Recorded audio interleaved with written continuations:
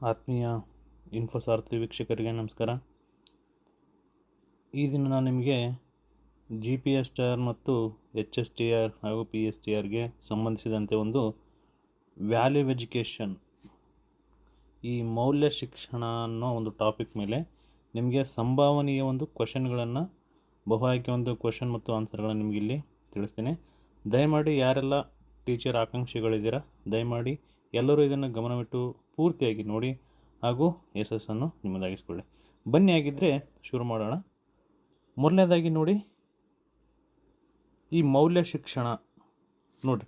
ಮೌಲ್ಯ ಎಂಬ ಇಂಗ್ಲೀಷ್ ಪದವು ಲ್ಯಾಟಿನ್ ಭಾಷೆಯ ಯಾವ ಪದದಿಂದ ಬಂದಿದೆ, ಇದು ಯಾವ ಪದದಿಂದ ಬಂದಿದೆ ಅಂತೇಳಿ ನೋಡಬೇಕಾಗತ್ತೆ. ಮೊದಲನೇದಾಗಿ ನೋಡಿರಿ, ಆಪ್ಷನ್ ಇಲ್ಲಿ ಕೊಟ್ಟಿದ್ದಾರೆ. ಇಲ್ಲಿ ವ್ಯಾಲೆರ್ ಮತ್ತು ವೇಲರ್, ವ್ಯಾಲಿಡ್, ವ್ಯಾಲ್ಯುವೇಷನ್ ಅಂತೇಳಿ. ಇಲ್ಲಿ ಸರಿಯಾದ ಉತ್ತರ ಆಪ್ಷನ್ ಎ, ವ್ಯಾಲೇರ್ ಅಂತೇಳಿ. ಆಪ್ಷನ್ ಯಾವುದು? ಆಪ್ಷನ್ ಎ, ವ್ಯಾಲೇರ್ ಅಂತೇಳಿ. ಓಕೆ, ಹಾಗಾದರೆ ಇಲ್ಲಿ ಎರಡನೇ ಕ್ವಶನ್ ಇದೆ ವೀಕ್ಷಕರೇ. ಏನಿದೆ?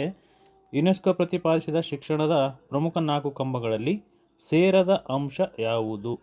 ನೋಡಿ, ಇಲ್ಲಿ ಯುನೆಸ್ಕೋ ಪ್ರತಿಪಾದಿಸಿದಂತಹ ಒಂದು 4 ಪ್ರಮುಖ ಕಂಬಗಳಲ್ಲಿ ಸೇರದ ಅಂಶ ಯಾವುದು ಅಂತೇಳಿ ಹೇಳಿದರೆ, ಇಲ್ಲಿ option C, learning to earn money ಅಂತೇಳಿ. ಅಂದರೆ ಹಣ ಗಳಿಸಲು ಕಲಿಕೆ, ಇದು ಸೇರಿಲ್ಲ. ಯುನೆಸ್ಕೋ ಪ್ರತಿಪಾದಿಸಿದ ಶಿಕ್ಷಣದ 4 ಪ್ರಮುಖ ಕಂಬಗಳಲ್ಲಿ ಇದು ಸೇರಿಲ್ಲ ಅಂತೇಳಿ ಹೇಳ್ತಾರೆ ವೀಕ್ಷಕರೇ. ನೆಕ್ಸ್ಟ್, ಇಲ್ಲಿ ಮೂರನೇ ಕ್ವಶನ್ ಇದೆ. ಏನಿದೆ? ಭಾರತೀಯ ಶಿಕ್ಷಣದಲ್ಲಿ ಮೌಲ್ಯ ಶಿಕ್ಷಣವನ್ನು ಕಡ್ಡಾಯವಾಗಿ ಅಳವಡಿಸಲು ಶಿಫಾರಸು ಮಾಡಿದ ಆಯೋಗ ಯಾವುದು ಅಂತೇಳಿ ಕೇಳಿದರೆ, ಆಪ್ಷನ್ ಇಲ್ಲಿ ಸರಿಯಾದ ಉತ್ತರ ಆಪ್ಷನ್ ಎ, ಕೊಠಾರಿ ಆಯೋಗ. ಆಪ್ಷನ್ ಎ, ಕೊಠಾರಿ ಆಯೋಗ. ಹಾಗಾದರೆ ಬನ್ನಿ 4ನೇ ಕ್ವಶನ್ ನೋಡೋಣ. ನೋಡಿ, NCERTಯ ಪ್ರಕಾರ ಶಾಲಾ ಶಿಕ್ಷಣದಲ್ಲಿ ಮೈಗೂಡಿಸಿಕೊಳ್ಳಬೇಕಾದಂತಹ ಮೂಲಭೂತ ಮೌಲ್ಯಗಳ ಸಂಖ್ಯೆ ಎಷ್ಟು ಅಂತೇಳಿ ಕೇಳಿದರೆ, ಇಲ್ಲಿ NCERTಯ ಪ್ರಕಾರ ಶಾಲಾ ಶಿಕ್ಷಣದಲ್ಲಿ ಮೈಗೂಡಿಸಿಕೊಳ್ಳಬೇಕಾದಂಥ ಒಂದು ಮೂಲಭೂತ ಸಂಖ್ಯೆಗಳು ಎಷ್ಟಪ್ಪ ಅಂತ ಹೇಳಿದ್ರೆ, ಆಪ್ಷನ್ ಬಿ, 84 ಮೌಲ್ಯಗಳು. ಎಷ್ಟು ಮೌಲ್ಯಗಳು? NCERT ಪ್ರಕಾರ 84 ಮೌಲ್ಯಗಳನ್ನು ನಾವು ಮೈಗೂಡಿಸಿಕೊಳ್ಳಬೇಕಾಗಿದೆ ವೀಕ್ಷಕರೇ. ಹಾಗಾದರೆ ಬನ್ನಿ ಈಗ ನೋಡೋಣ. ಕ್ವಶನ್ ನಂಬರ್ 5, ಸತ್ಯ, ಧರ್ಮ, ಶಾಂತಿ, ಪ್ರೇಮ, ಅಹಿಂಸೆ ಇವುಗಳನ್ನು ಏನೆಂದು ಕರೆಯಲಾಗುತ್ತದೆ? ನೋಡಿ, ಇವುಗಳನ್ನು ಸಾರ್ವತ್ರಿಕ ಮತ್ತು ಶಾಶ್ವತ ಮೌಲ್ಯಗಳು ಅಂತೇಳಿ ಕರೀತಾರೆ. ಇವೆಲ್ಲ ಶಾಶ್ವತ ಮೌಲ್ಯಗಳು ಅಥವಾ ಸಾರ್ವತ್ರಿಕ ಮೌಲ್ಯಗಳಾಗಿ ಇದಾವೆ ವೀಕ್ಷಕರೇ. ಹಾಗಾದರೆ ಶಾಲೆಯಲ್ಲಿ ವಿದ್ಯಾರ್ಥಿಗಳ ಮೌಲ್ಯಗಳನ್ನು ಬೆಳೆಸಲು ಅತ್ಯಂತ ಒಂದು ಪರಿಣಾಮಕಾರಿ ಮಾರ್ಗ ಯಾವುದು ಅಂತ ಕೇಳಿದರೆ, ಇಲ್ಲಿ ಆಪ್ಷನ್ ಎ, ಶಿಕ್ಷಕರ ಒಂದು ಆದರ್ಶ ನಡವಳಿಕೆ. ಶಿಕ್ಷಕರು ಯಾವ ರೀತಿಯಾಗಿ ಮಾಡಲಾಗಿರ್ತಾರೋ ಅದೇ ರೀತಿಯಾಗಿ ವಿದ್ಯಾರ್ಥಿಗಳು ಶಿಕ್ಷಕರನ್ನು ಅನುಕರಿಸ್ತಾರೆ ಅಂತೇಳಿ ಹೇಳ್ತಾರೆ. ಹಾಗಾದರೆ ಮೌಲ್ಯ ಶಿಕ್ಷಣದಲ್ಲಿ ನೋಡಿ, ಭಾರತೀಯ ಸಂವಿಧಾನದ ಯಾವ ವಿಧಿಯಲ್ಲಿ ಮೂಲಭೂತ ಕರ್ತವ್ಯಗಳ ಮೂಲಕ ಮೌಲ್ಯಗಳಿಗೆ ಒತ್ತು ನೀಡಲಾಗಿದೆ? ಇಲ್ಲಿ ಆಪ್ಷನ್ ಬಿ ಸರಿಯಾದ ಉತ್ತರ 51A. ಇಲ್ಲಿ ಸಂವಿಧಾನದ ಒಂದು ವಿಧಿಯಲ್ಲಿ ಮೂಲಭೂತ ಕರ್ತವ್ಯಗಳ ಮೂಲಕ ಮೌಲ್ಯಗಳಿಗೆ ಒತ್ತು ನೀಡಲಾಗಿದೆ. ಈ ನೈತಿಕ ಸಿದ್ಧಾಂತ ಏನಿದೆ ವೀಕ್ಷಕರೇ, ಈ ನೈತಿಕ ಸಿದ್ಧಾಂತ ಇದನ್ನು ಪ್ರತಿಪಾದಿಸಿದವರು ಯಾರು ಅಂತ ಕೇಳಿದರೆ, ನೀವು ಸೈಕಾಲಜಿಯಲ್ಲಿ ಓದಿರ್ತೀರ ವೀಕ್ಷಕರೇ. ಹಾಗಾಗಿ ಇಲ್ಲಿ ನಿಮಗೆ ಹೇಳೋ ಅವಶ್ಯಕತೆ ಇಲ್ಲ ಅನ್ಕೊತೀನಿ. ಇದು ಲಾರೆನ್ಸ್ ಕೋಲ್ಬರ್ಗ್. ಇವರು ನೈತಿಕ ಸಿದ್ಧಾಂತವನ್ನು ಪ್ರತಿಪಾದನೆ ಮಾಡಿದವರು ಅಂತೇಳಿ ಕರಿತೀವಿ. ಇಲ್ಲಿ ನೋಡಿ, ಈಶ್ವರ್ ಭಾಯ್ ಪಟೇಲ್ ಸಮಿತಿ ಶಿಕ್ಷಣದಲ್ಲಿ ಮೌಲ್ಯವರ್ಧನೆಗಾಗಿ ಶಿಫಾರಸು ಮಾಡಿದ ಪ್ರಮುಖ ಕಾರ್ಯಕ್ರಮ ಯಾವುದು ಅಂತೇಳಿ ಕೇಳಿದರೆ, ಇಲ್ಲಿ ನೋಡಿರಿ, SUPW ಅಂದರೆ ಸಮಯೋಜಪವಾಗಿ ಉತ್ಪಾದನಾ ಕಾಯಕ, ಅಂದರೆ ಸೋಷಿಯಲಿ ಯೂಸ್ಫುಲ್ ಪ್ರೊಡಕ್ಟಿವ್ ವರ್ಕ್ ಅಂತೇಳಿ ಇಲ್ಲಿ ಕರಿತೀವಿ. ಇದು ಒಂದು 1977ರಲ್ಲಿ ಈಶ್ವರ್ ಭಾಯ್ ಪಟೇಲ್ ಸಮಿತಿಯನ್ನು ಶಿಕ್ಷಣದಲ್ಲಿ ಒಂದು ಮೌಲ್ಯವರ್ಧನೆಗಾಗಿ ಶಿಫಾರಸು ಮಾಡಿದಂಥ ಒಂದು ಪ್ರಮುಖ ಕಾರ್ಯವಾಗಿದೆ. ಇಲ್ಲಿ ನೆಕ್ಸ್ಟ್, ಪ್ರಜಾಸತ್ತಾತ್ಮಕ ಮೌಲ್ಯಗಳನ್ನು ಯಾವುದನ್ನು ಕರೆಯಲಾಗುತ್ತದೆ? ಅಂದರೆ ಪ್ರಜಾಸತ್ತಾತ್ಮಕ ಮೌಲ್ಯಗಳು ಎಂದು ಯಾವುದನ್ನು ಕರೆಯಲಾಗುತ್ತದೆ? ನೋಡಿ, ಇಲ್ಲಿ ಸಮಾನತೆ, ಸ್ವಾತಂತ್ರ್ಯ ಮತ್ತು ಸೋದರತೆ ಮತ್ತು ನ್ಯಾಯ, ಇದನ್ನು ಏನಂತ ಕರಿತೀವಿ? ಪ್ರಜಾಸತ್ತಾತ್ಮಕ ಮೌಲ್ಯಗಳು ಅಂತೇಳಿ ಕರಿತೀವಿ ವೀಕ್ಷಕರೇ. ನೆಕ್ಸ್ಟ್, ಮೌಲ್ಯ ಶಿಕ್ಷಣದಲ್ಲಿ ಪರಿಸರ ಮೌಲ್ಯಗಳು ಮುಖ್ಯವಾಗಿ ಯಾವುದಕ್ಕೆ ಒತ್ತು ನೀಡುತ್ತವೆ?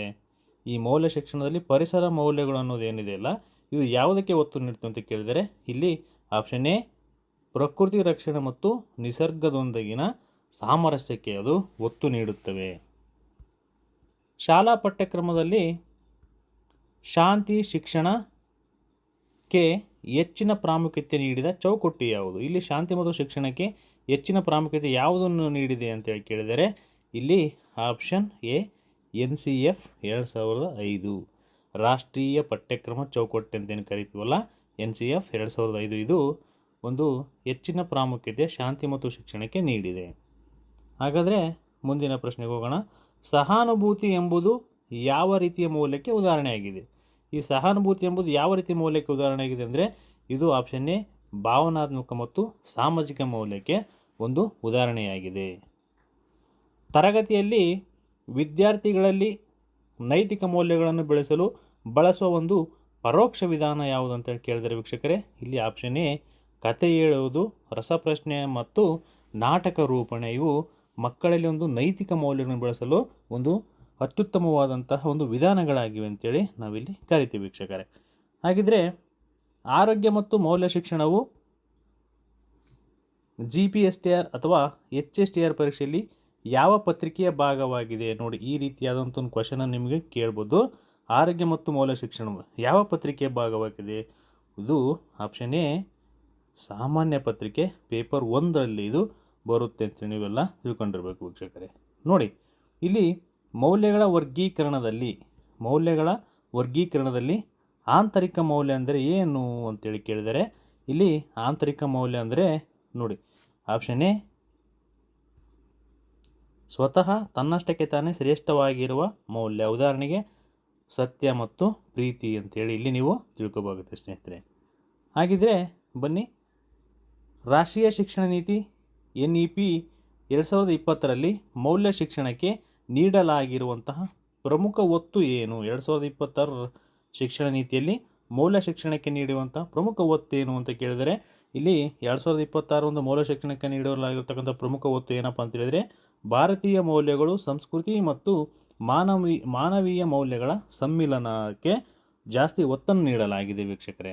ಹಾಗಾಗಿ ಬನ್ನಿ, ವಿದ್ಯಾರ್ಥಿಗಳಲ್ಲಿ ಸಹಕಾರ, ತಂಡದ ಮತ್ತು ಭಾವನೆಯನ್ನು ಬೆಳೆಸುವಂತಹ ಅತ್ಯುತ್ತಮ ಪಾಠ ಶಾಲಾ ಚಟುವಟಿಕೆ ಯಾವುದು ಅಂತೇಳಿ ಕೇಳಿದರೆ ನೋಡ್ರಿ, ಸಹಕಾರ ಮತ್ತು ತಂಡದ ಭಾವನೆ, ನಾನು ಮತ್ತು ನನ್ನ ತಂಡ ಎಂಬ ಭಾವನೆಯನ್ನು ಬೆಳೆಸುವಂತಹ ಅತ್ಯುತ್ತಮವಾದ ಶಾಲಾ ಚಟುವಟಿಕೆ ಯಾವುದು ಅಂತೇಳಿ ಕೇಳಿದರೆ ಇಲ್ಲಿ ಸರಿಯಾದ ಉತ್ತರ ಗುಂಪು ಕ್ರೀಡೆಗಳು, NCC, NSS ಮತ್ತು ಭಾರತ್ ಸ್ಕೌಟ್ಸ್ ಮತ್ತು ಗೈಡ್ಸ್. ಇವು ಏನಂತವೆ ಸಹಕಾರ ಮತ್ತು ತಂಡದಲ್ಲಿರ್ತಕ್ಕಂಥ ಒಂದು ನಾವೆಲ್ಲರೂ ಒಂದೇ ಎಂಬ ಭಾವನೆಯನ್ನು ಬೆಳೆಸಲು ಒಂದು ಅತ್ಯುತ್ತಮವಾಗಿರ್ತಕ್ಕಂಥ ಶಾಲಾ ಚಟುವಟಿಕೆಗಳಾಗಿವೆ ಅಂತೇಳಿ ಇಲ್ಲಿ ನಾವು ತಿಳ್ಕೊಬೇಕಾಗುತ್ತೆ ವೀಕ್ಷಕರೇ. ಹಾಗಾಗಿ ಇಲ್ಲಿ ನೋಡಿ, ಮೌಲ್ಯಗಳನ್ನು ಶಾಲೆಯಲ್ಲಿ ಬೋಧಿಸುವ ಪ್ರತ್ಯಕ್ಷ ವಿಧಾನ ಡೈರೆಕ್ಟ್ ಮೆಥಡ್ ಎಂದರೆ ಏನು ಅಂತೇಳಿ ಕೇಳಿದರೆ ಇಲ್ಲಿ ಸರಿಯಾದ ಉತ್ತರ ನಿರ್ದಿಷ್ಟ ವೇಳಾಪಟ್ಟಿಯಲ್ಲಿ ಮೌಲ್ಯಗಳ ಬೋಧನಾ ತರಗತಿ ನಡೆಸುವುದು.